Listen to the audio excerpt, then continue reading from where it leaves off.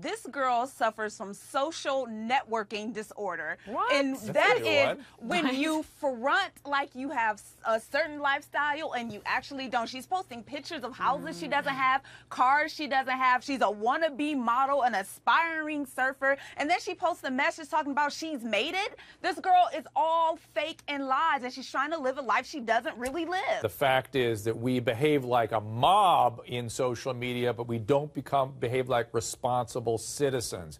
We have to start thinking differently. This is not necessarily entertainment you're watching. This may be people with serious illness unraveling, and we need to not take our distance and become a bystander. We need to step in and refer it out. In this case, it could be drugs, could be bipolar, could be burgeoning schizophrenia, could be a personality disorder, as we've all discussed here, all of which can become serious and have become so because people sat on the sideline as opposed to becoming citizens of social media. We have to become good at this. We have to understand it better.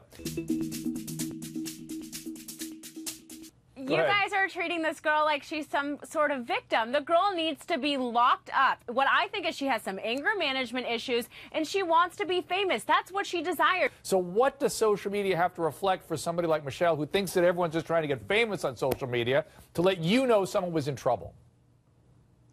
Well, look, I think if I saw something that they were putting their lives in danger, then yes, I would reach out to the person. So I'm going to kill myself. I'm going to kill myself. I'm going to kill somebody else. So I'm yes, evidence then of aggression.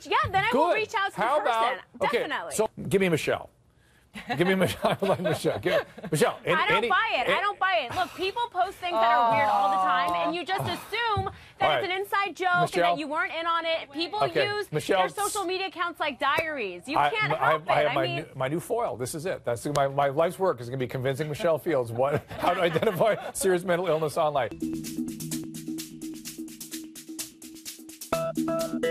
So we posted on our Facebook page, and we asked the fans, we asked them, this mother, if she is suffering from a mental illness, which we believe she is, and if this were to go to trial, would you have sympathy for her? And the response was tremendous. So 1,000 comments on Facebook, and the majority say they would have no sympathy. For example, one woman commented, quote, lock her up, throw away the key, better yet, do the same to her as she did those babies. Why is it different to say the devil or mental illness? It's something comes over you and makes you unable to be volitionally thoughtful about what you're doing, and you do things you never do. I'm trying to speak for the father, because not for the father, but in regards to the dad, I think this is somebody who's not educated. He doesn't know what postpartum depression means. He doesn't have a clinical manual. I'm defending him. Right. Well, so am I, though. I'm saying that he says demons. Maybe she's acting funny or whatever, but I don't think in his mind he's thinking she's going to murder her children. Yes. I don't know what his household is like.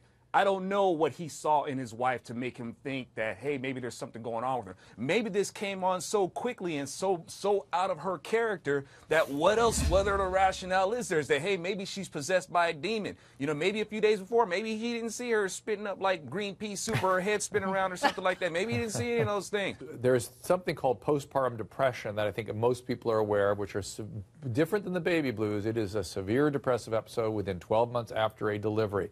But there's also postpartum psychosis. When you hear about these horrible stories of murder, it is usually the psychosis, and that can come on rapidly. It can be very bizarre. The women often think that they are saving their children by killing them, and they wonder where their children are the next day. They're bewildered when the children actually aren't there. And trust me, this woman will have a shattering reality to deal with when her postpartum psychosis clears, which it will.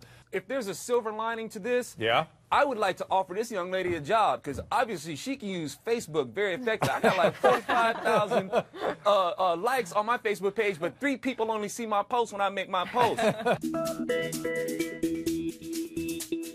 Tweet us right now. You guys are pretty lazy on the tweets tonight, so tweet us right now at #BehaviorBureau. Come on, guys. I'm just saying, I've had enough of this. Let's get in here. Let's get active on this. Finally, Dr. Drew, we're talking about, social media being a good thing in this case. So I don't care if it was Facebook, Instagram, Twitter. This girl did the right thing. It saved her.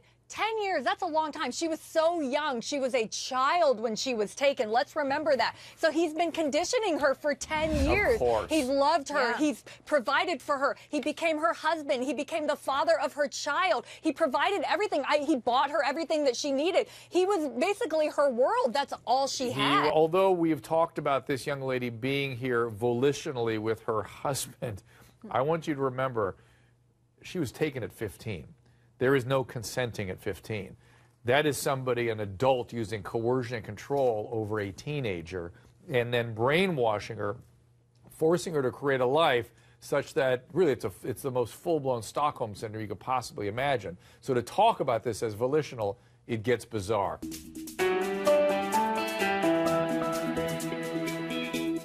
This is a story you told us about on Facebook. I want to thank our Facebook friend Deborah Willis for alerting us to this story.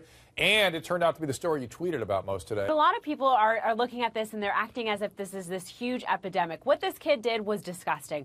But this isn't an epidemic. For every terrible video of a young person being mean to a teacher, there is a story about a teacher being awful to a student.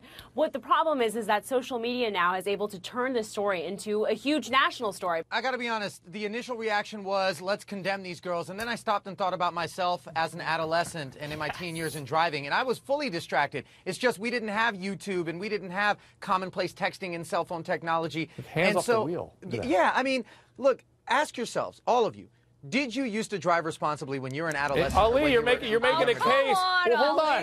Ali's making a case for raising the age at which we give someone a driver's license, which some people are doing. When I first watched this, oh my God, what are they doing? Her hand's not on the wheel. But then I think about 16-year-old Sam. I hate saying this and admitting this, but I probably would have done the same thing. Why don't we deactivate the phones when you begin driving? How because about we do the selfie when we're pulled over on the side of the road? Okay, selfies are the distraction du jour. Back when we were younger, it was something else. If it was an 8-track way back, or if it's a CD player, or if it's your root beer float without a cup holder you're trying to balance, there's always been distractions. It just so happens now it's social media driven and there's a camera involved. Well, this is the story that has you all tweeting the most today, but has Sam and I the most freaked out. To think that it's reasonably foreseeable that there's going to be a rapist living in your daughter's closet. Is that incredible? What if he was under the bed? You got to check under there too. It's nuts. After the show, you need to go upstairs and check the closets. There could be somebody living in it. I mean, you're in Florida, to be fair. I mean, weird stuff goes on there, as we hear about every night.